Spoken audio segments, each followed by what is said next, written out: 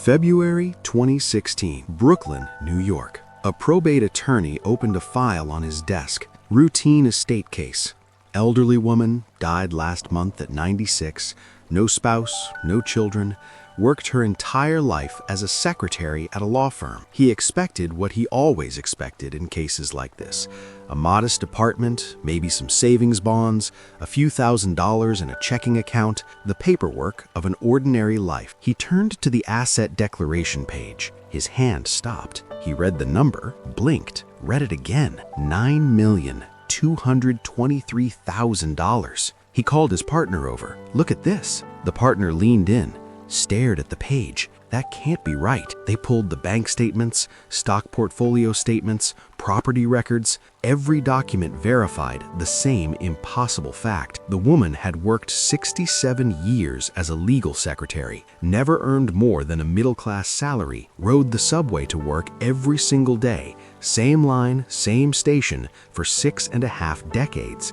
Lived in the same modest Brooklyn apartment since the 1950s. Nobody knew, not her colleagues at the law firm, not her friends, not even her own family. For 67 years, she went to work, came home, and quietly accumulated a fortune that would shock everyone who knew her. The attorney looked at the name on the file. Sylvia Bloom. How does a secretary who rides the subway for 67 years die with $9 million in the bank? Quick note before we start. This is the true story of one person's financial journey told for educational purposes. I'm not a financial advisor, and this isn't investment advice. What worked for Sylvia in her unique circumstances over 67 years may not work for anyone else. Past results don't predict future outcomes. Always talk to a licensed professional before making financial decisions. To understand how Sylvia Bloom accumulated $9 million, you need to go back 70 years to a different Brooklyn, a different America.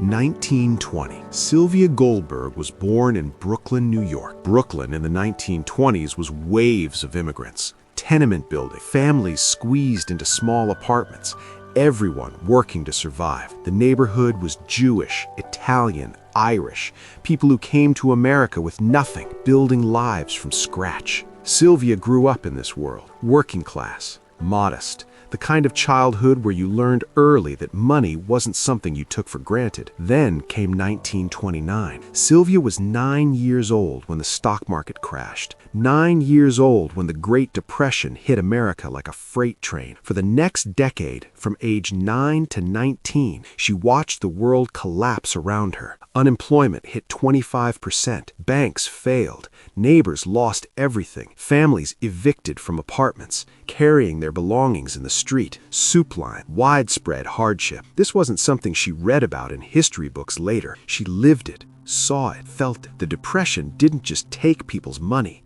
It took their dignity, their hope. She watched a neighbor, a tall man who worked construction, cry in the hallway because he couldn't pay rent. She watched grown men, strong men, lose hope because they couldn't feed their families. And she absorbed a lesson that would stay with her for 70 years. Security isn't guaranteed. Money can disappear. You need to protect yourself. That fear, that visceral childhood fear of poverty, became her fuel. By the time Sylvia finished high school in the late 1930s, the Depression was easing, but opportunities for women were limited, very limited. She didn't go to college. Most women from working-class families didn't. College was expensive. It was for boys, for families with money. Instead, she did what thousands of young women did: secretarial training, typing, stenography, filing, the skills that would get you a job. Any job. The 1940s arrived. World War II. American economy roaring back to life. Factories running triple shifts. Women entering the workforce in record numbers. But not in the jobs they wanted. In the jobs men would allow them to have.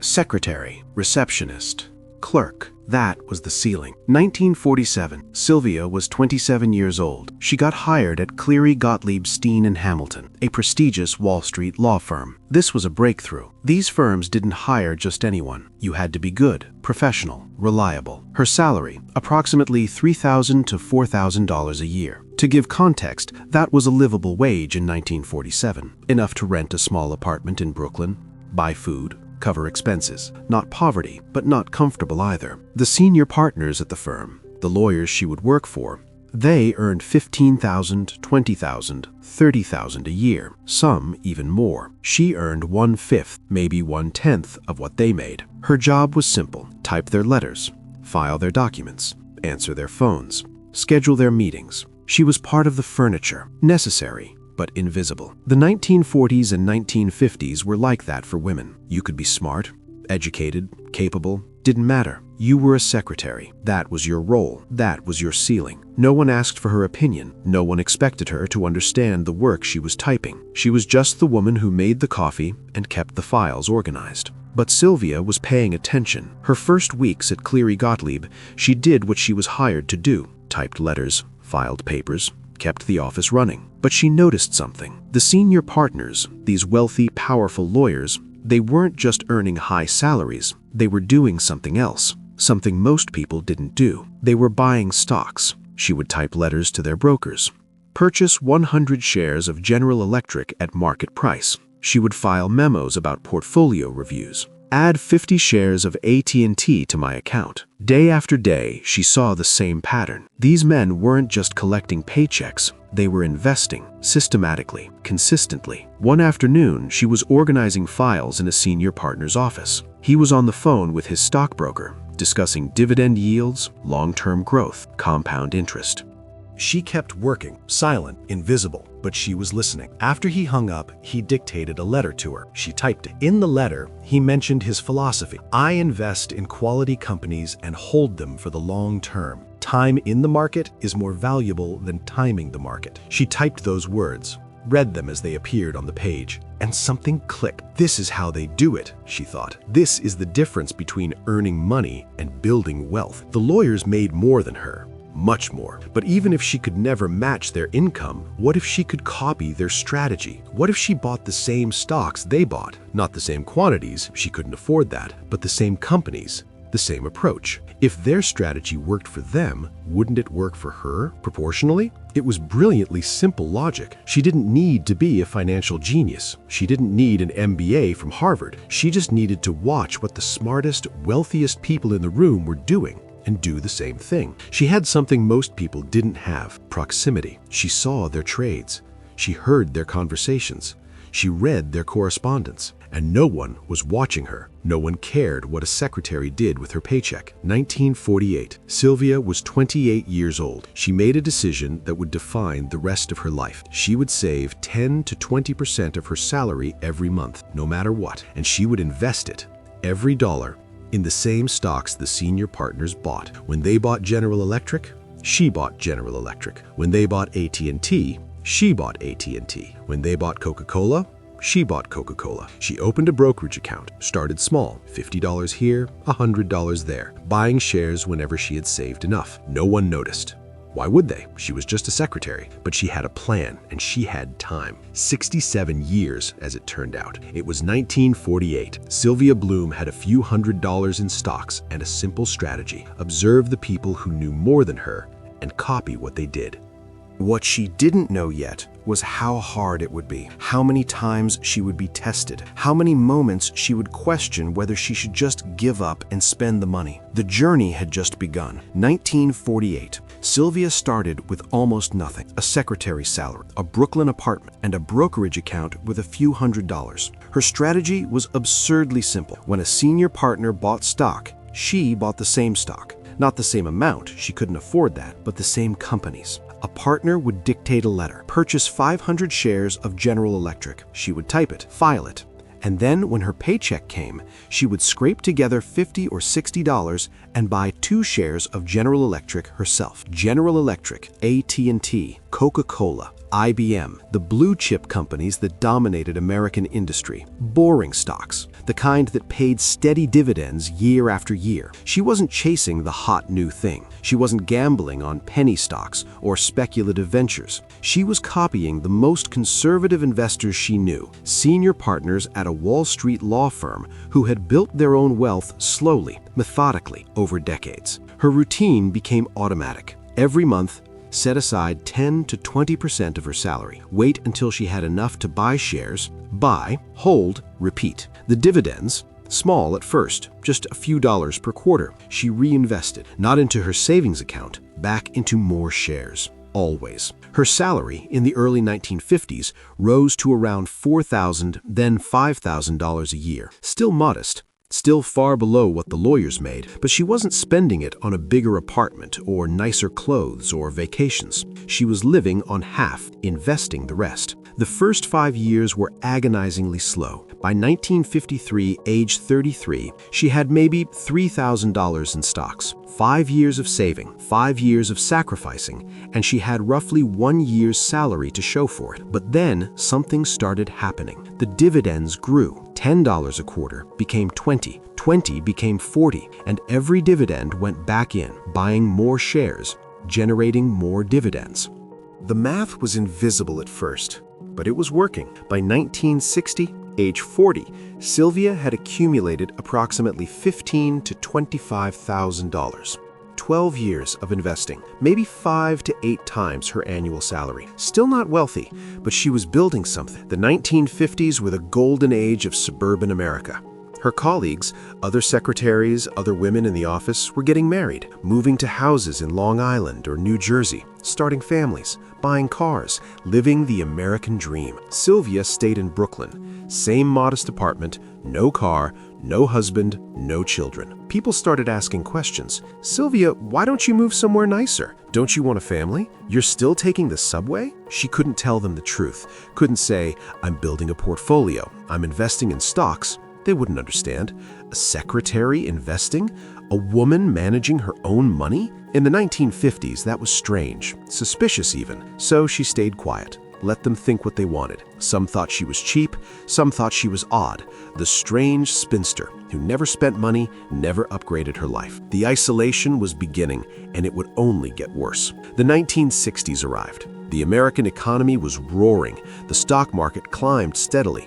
Sylvia's portfolio climbed with it. She didn't change her strategy. She kept copying the senior partners, kept reinvesting dividends, kept living below her means. By 1965, age 45, her portfolio had roughly doubled, maybe $40,000 to $50,000. Then came the late 1960s, Vietnam War, inflation rising, market volatility. The partners at the firm were nervous. She heard them on the phone with brokers, debating whether to sell some positions. Most of them held, so she held. By 1970, age 50, she had approximately $75,000 to $100,000. 22 years of investing, 15 to 20 times her annual salary. She was crossing into territory that most secretaries never reached. She had accumulated wealth that rivaled small business owners. But no one knew. She still took the subway, still wore simple clothes, still lived in the same apartment. And then came the first real test. October 1973, OPEC oil embargo. Gas prices skyrocketed. The economy ground to a halt. Stagflation, high inflation, high unemployment, stagnant growth. The stock market collapsed. In 18 months, the market fell 45%. Sylvia watched her portfolio cut nearly in half. $100,000 became $60,000, maybe less. Years of gains gone just like that. The office was in chaos.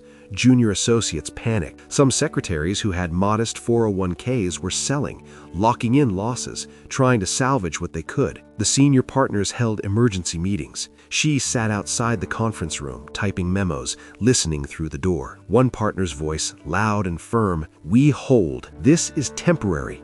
Oil crises pass. Quality companies survive. We do not sell in panic." She went home that night, sat at her kitchen table, looked at her portfolio statement. Down 40%. Her hands shook. She was 53 years old. She had been investing for 25 years, a quarter century of discipline, of sacrifice, and half of it was gone. She could sell, cut her losses, take the $60,000 and put it in a savings account where it would be safe, but she remembered the depression, remembered her childhood, remembered watching people panic and lose everything because they acted out of fear. She thought about what the senior partner had said. Quality companies survive. She didn't sell a single share. By 1976, the market recovered. By 1978, it surpassed the 1973 highs. Her portfolio recovered with it, and then kept growing. She had passed the first test. The 1980s were the Reagan boom. The market exploded. Technology, telecommunications, corporate expansion. Sylvia's portfolio, now 25 years old, packed with blue-chip dividend stocks, started growing at a pace she had never seen before. By 1982, age 62, she had roughly $250,000. By 1985, age 65, retirement age for most people, she crossed $1 million. She was a millionaire, a secretary, still taking the subway, still living in Brooklyn. Nobody knew. Her colleagues were retiring with pension plans, maybe $100,000 or $200,000 in savings if they were lucky. They threw retirement parties, talked about finally relaxing, traveling, enjoying life. Sylvia kept working. People asked why. "Sylvia, you've worked 40 years. Don't you want to retire?" "I like working," she would say. The truth? The office gave her access. Access to conversations, access to the senior partner's investment decisions. Without that access, she lost her edge. October 19th, 1987. The stock market fell 22.6% in a single day, the largest one-day drop in history. Sylvia was 67 years old. She had over $1 million in stocks. That morning, she lost more than $200,000. In one day. The office was pandemonium, phones ringing off the hook, senior partners yelling at brokers, junior associates white-faced, staring at screens. She sat at her desk, typing, listening. One partner was on the phone, his voice hoarse. "Do not sell. This is panic. This is not fundamentals. If you sell now, you lock in the loss. We hold." She went home that evening, sat in her apartment, turned on the news, every channel, crash, panic, chaos. Analysts predicting another Great Depression. She thought about 1973, thought about the Depression, thought about every moment in her life when fear had made people do irrational things. She opened her portfolio statement, saw the number, down over 200,000 in one day. Her hands trembled, but she didn't pick up the phone, didn't call her broker. She went to bed, and the next morning, she took the subway to work. Same as always. 2 years later, the market had fully recovered. She had passed the second test. The 1990s were extraordinary, the longest bull market in American history. Technology boom, globalization, corporate profits soaring. Sylvia's portfolio, now 40 years old, bloated with decades of reinvested dividends, exploded in value. By 1995, age 75, she had approximately $2 million. By 2000, age 80, she had $4 million, maybe more. She was still working, part-time now, but still coming in, still observing, still learning. Her colleagues couldn't understand it. "Sylvia, you're 80 years old. Why are you still here?" She would smile, shrug. "I like to stay busy." The truth? She didn't know how to stop. The routine had sustained her for 50 years. The portfolio was her legacy, her security, her proof that she had done something with her life. And maybe, deep down, she was lonely. The wealth had isolated her. She couldn't share it, couldn't talk about it, couldn't celebrate it. Who would understand? March 2000, the technology bubble burst. The Nasdaq fell 78% over the next 2 years. Sylvia was 80 years old. Her portfolio took a hit, but not as badly as most. She had never chased the tech stocks, never bought the hot IPOs.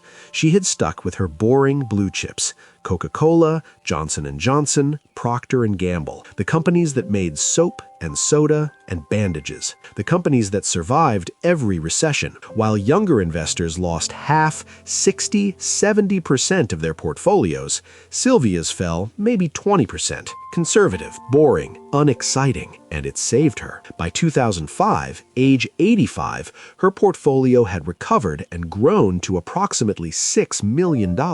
She was 85, still taking the subway a few days a week, still living in Brooklyn. And then came the final test. September 2008.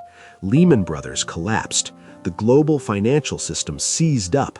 Banks failed. The stock market went into free fall. Sylvia was 88 years old. Over the next 18 months, the market fell more than 50%. Her portfolio, $6 or $7 million at the peak, dropped to roughly $3.5 million, half gone. Again, she sat in her apartment watching the news. Banks collapsing, people losing their homes, retirement accounts wiped out, panic everywhere.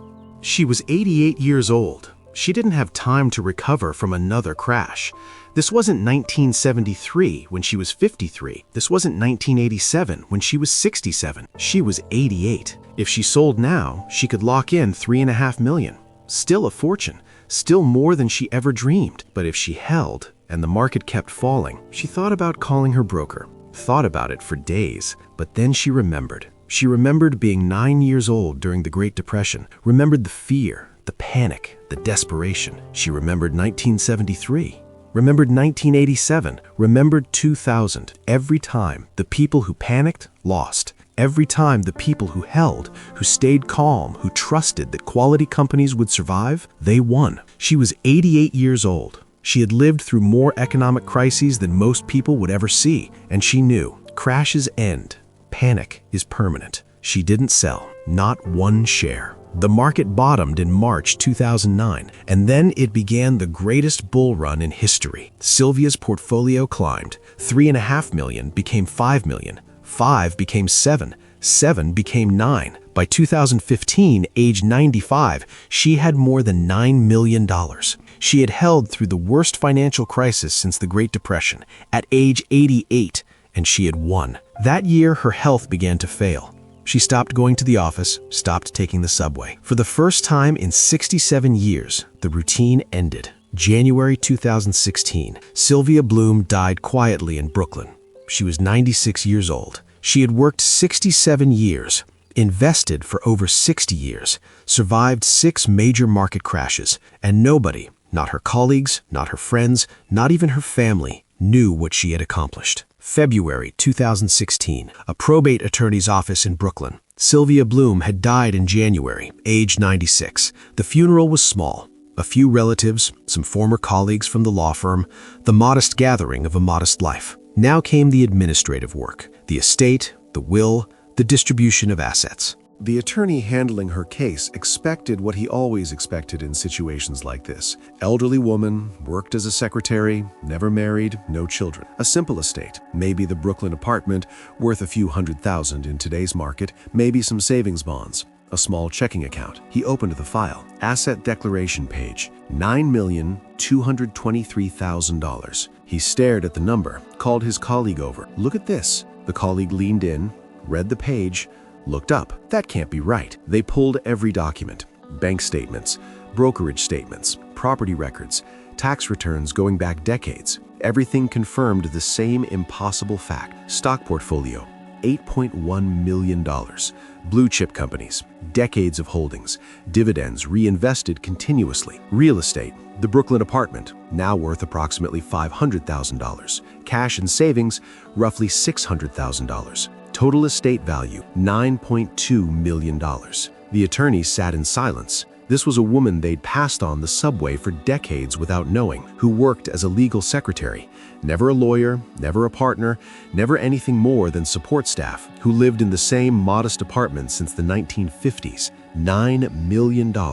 They contacted Raymond Bloom, her nephew. He was listed as executor and partial beneficiary. The attorney made the call carefully. Mr. Bloom, we've completed the initial assessment of your aunt's estate. The total value is approximately $9.2 million.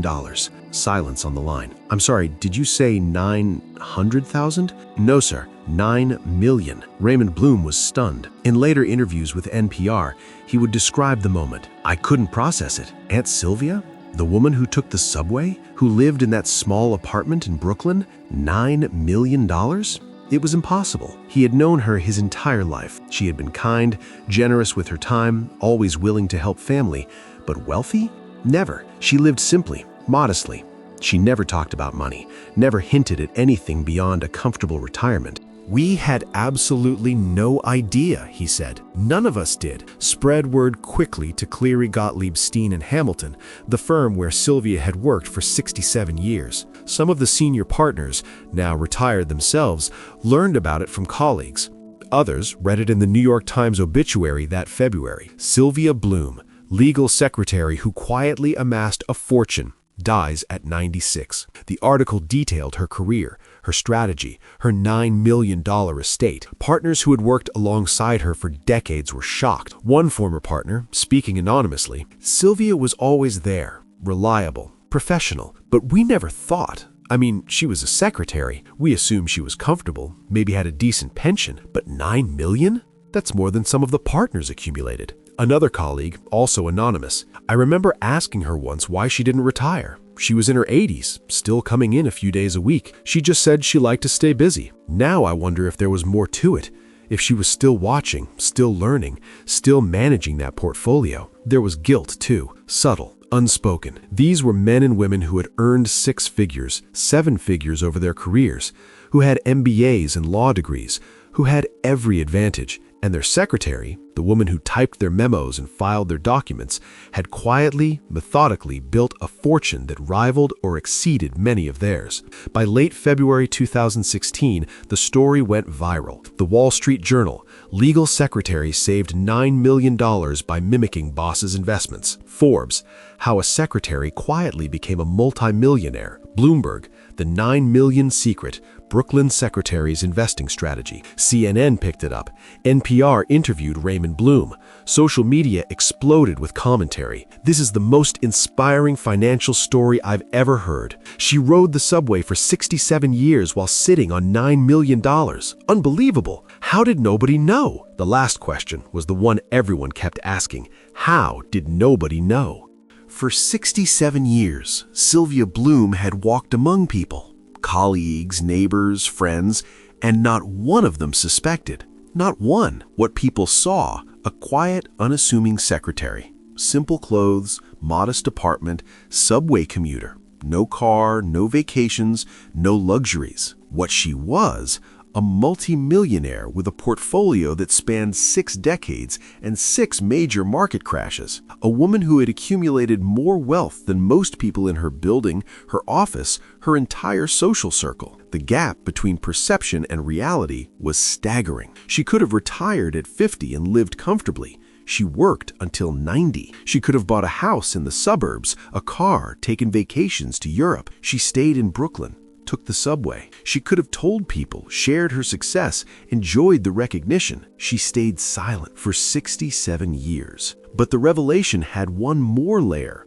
one final detail that transformed the story from remarkable to profound. The will specified how the money would be distributed. Raymond Bloom would receive a portion, some friends would receive gifts, but the vast majority, over $8 million, was designated for charity. $6.24 million to the Henry Street Settlement, a nonprofit organization serving low-income families on Manhattan's Lower East Side. $2 million to Hunter College Foundation, specifically for scholarships for disadvantaged students. Sylvia Bloom had spent 67 years accumulating $9 million, and then she gave almost all of it away. Raymond Bloom, in his NPR interview, said it best. She wanted to help people who were in the position she had been in once, people who didn't have advantages, people who needed a chance. The director of Henry Street Settlement said in a 2016 public statement, "This is the largest single donation in our organization's history. Sylvia Bloom's generosity will change lives for generations." The story wasn't just about a secretary who became a millionaire. It was about a woman who became a millionaire so she could give it all away. The checks were issued in 2017. Scholarships were established. Programs were funded, and slowly, as the media attention faded, people began to ask a different question. Not how did she do it, but why? Why did she live so modestly while sitting on millions? Why did she work until she was 90? Why did she keep it secret for 67 years? And what does her story mean for the rest of us? 2017, the checks were issued. Henry Street Settlement received $6.24 million, the largest single donation in the organization's 127-year history. The money was placed in an endowment fund. The interest would fund programs indefinitely: after-school care for children, job training for adults, health care access for low-income families. The director of the organization said in a statement, "Sylvia Bloom grew up in a community not unlike the one we serve. She understood struggle. She understood what it meant to need a chance. And now, decades after she escaped poverty herself, she's giving that chance to others." By 2025, the fund had supported more than 3,000 families, children who needed meals, adults who needed job skills, seniors who needed medical care, all funded by a woman who rode the subway for 67 years and never told anyone she had millions. Hunter College received over $2 million for the Sylvia Bloom Scholarship Fund. The terms were specific: priority for first-generation college students from disadvantaged backgrounds, preference for women pursuing careers in business and finance. By 2025, more than 200 students had received full or partial scholarships. Many were daughters of immigrants. Many were from working-class families in Brooklyn and Queens, the same neighborhoods where Sylvia had grown up. One scholarship recipient interviewed in 2018 said, "I never met Sylvia Bloom, but her money is the reason I'm in college, the reason I have a chance." Raymond Bloom, her nephew, received a portion of the estate. In interviews, he was careful not to disclose the exact amount, but he said this: "The money was generous, but the real inheritance was her example. She taught me something I didn't understand until after she died. Wealth isn't about what you spend, it's about what you choose not to spend and what you do with what's left." The story didn't fade. Years after Sylvia's death, her name still surfaced in financial media, not as a how-to case study. Journalists were careful to avoid prescriptive language, but as an illustration, a data point, a reminder. Bloomberg wrote a retrospective in 2020. Sylvia Bloom's portfolio strategy was unremarkable by Wall Street standards. She bought blue-chip dividend stocks and held them. What made her remarkable was that she did it for 60 years without deviation. The article included a chart comparing her hypothetical returns to various market indices and active management strategies. The conclusion? Her simple buy-and-hold approach outperformed the majority of professionally managed funds over the same period, not because her strategy was smarter, because she never abandoned it. Financial advisors began citing her story, not as advice, but as evidence of a principle that data had proven repeatedly, but humans struggled to internalize. Consistency over decades matters more than brilliance over months. In 2021, a financial historian published a paper analyzing copycat investing, the strategy of observing successful investors and replicating their choices. The paper referenced Sylvia Bloom as a real-world example. The conclusion was measured. The strategy worked for her because she had 3 advantages most people don't: proximity to wealthy investors, the discipline to execute without deviation, and 6 decades to let it compound. The paper was careful to note, this is not a recommendation, it is an observation of what occurred in one exceptional case. The story also resonated in unexpected places. Online forums for women in finance discussed her legacy. The conversation wasn't about replicating her portfolio, it was about what she represented. A woman in the 1940s and 1950s shut out of higher-level roles, taking control of her financial future in the only way available to her, building wealth in silence because the world wasn't ready to take her seriously. One commenter wrote, "Sylvia Bloom did what women in her generation couldn't do openly. She managed money better than most men in that office, and they never knew." That's not just a financial story, that's a story about resilience. Her approach, observing successful investors and copying their decisions, became a minor footnote in investment literature. Some called it shadow investing. Others called it informal mentorship, but no one recommended it as a formal strategy. The legal landscape had changed. Information that Sylvia observed casually in the 1950s, what stocks senior partners were buying, would be considered insider information in many modern contexts. More importantly, her strategy wasn't replicable because her circumstances weren't replicable. She had 6 decades. She had access to a specific environment. She had a personality that allowed her to live in isolation and never waver. Most people don't have those things, but the principles behind her approach, those were universal. Sylvia Bloom's story isn't a blueprint. It's a mirror. She didn't invent a revolutionary investment strategy. She didn't discover a market inefficiency. She didn't time anything perfectly. She did something far simpler and far harder. She observed people who were successful, copied what they did, and stuck with it for 67 years. In a world obsessed with shortcuts, hacks, and secret strategies, her story is almost offensive in its simplicity. She proved something that data has shown repeatedly, but humans refuse to accept. Proximity to knowledge is worthless without the discipline to act on it consistently. Sylvia sat in rooms with some of the wealthiest, smartest investors in America. She typed their letters, she filed their documents, she overheard their phone calls. She had access that most people would kill for, but access wasn't her advantage. Thousands of people worked in Wall Street firms. Thousands had the same proximity. They didn't all become multimillionaires. Her advantage was character. She saw what worked and did it every month, every year, for 6 decades, while everyone around her chased trends, panicked in crashes, or gave up when progress felt slow. In Sylvia's case, patience proved more valuable than intelligence. History has proven this over and over, but patience is agonizing. Sylvia's first 10 years of investing, 1948 to 1958, produced modest results. Maybe $15,000, a decade of sacrifice for what amounted to 3 years' salary. Most people would have quit, would have said, "This isn't working," would have spent the money on something tangible, something they could enjoy now. She didn't quit. She kept going, and that decision to persist when results were invisible determined the outcome 40 years later. Compound interest is often called the 8th wonder of the world, but in Sylvia's experience, it wasn't a wonder in the first 10 years.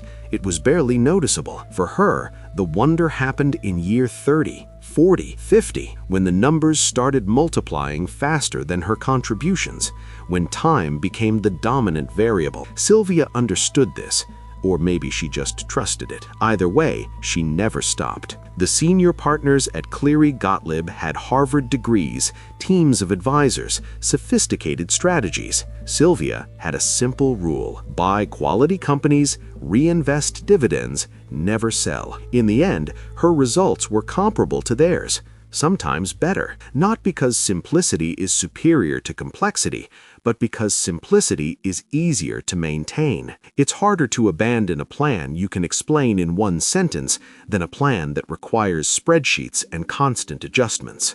Complexity creates the illusion of control. It makes you feel smart, but it also creates more decision points, more opportunities to panic, to second guess, to deviate. Sylvia's strategy left no room for second guessing. There was nothing to adjust, nothing to time, just buy, hold, reinvest, repeat. That clarity allowed her to survive 6 market crashes without selling, because there was no complexity to unravel, no intricate strategy to question, just a simple rule she could hold on to when everything else felt chaotic. Sylvia never told anyone what she was doing, not because she was secretive by nature, though she may have been, but because the world wasn't ready to listen. In the 1950s and 60s, a woman managing her own investments, a secretary outperforming the market, no one would have taken her seriously. They would have dismissed her, or worse, mocked her. So she stayed silent, did the work without recognition, built wealth without applause. There's a lesson in that. Success doesn't require an audience.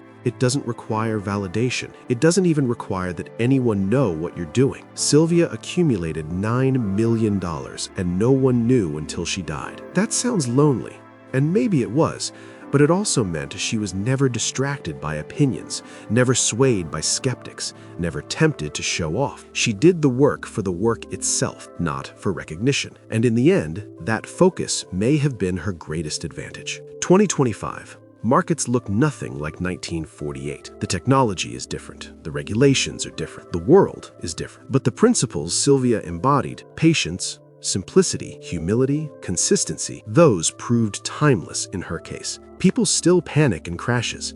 People still chase shortcuts. People still quit when results feel slow. People still confuse complexity with intelligence. People still need external validation to feel successful. Sylvia's story is a quiet rebuttal to all of that. She showed that the person who starts with almost nothing but never stops can surpass those who start with everything but give up. That boring, consistent execution over decades beats brilliance and perfect timing. That the ability to hold a plan through chaos is rarer and more valuable than the ability to construct a clever plan. Her life wasn't about markets. It was about character, and character doesn't go out of date. Sylvia Bloom worked 67 years, rode the subway 67 years, kept a secret 67 years. She could have retired at 50 and lived comfortably. She worked until 90. She could have bought a mansion, traveled the world, enjoyed luxuries. She stayed in a modest Brooklyn apartment. She could have told people, shared her success, basked in recognition. She stayed silent. And when she died, she gave almost all of it away. Most people will remember the number, $9 million, but the number was never the point. The point was that an ordinary person with an ordinary salary in ordinary circumstances proved that extraordinary outcomes don't require extraordinary advantages. They require extraordinary patience, extraordinary discipline, extraordinary consistency. Sylvia Bloom wasn't a genius. She wasn't lucky. She wasn't born into wealth. She was a secretary who paid attention, made a plan, and stuck with it longer than anyone expected. And that made all the difference.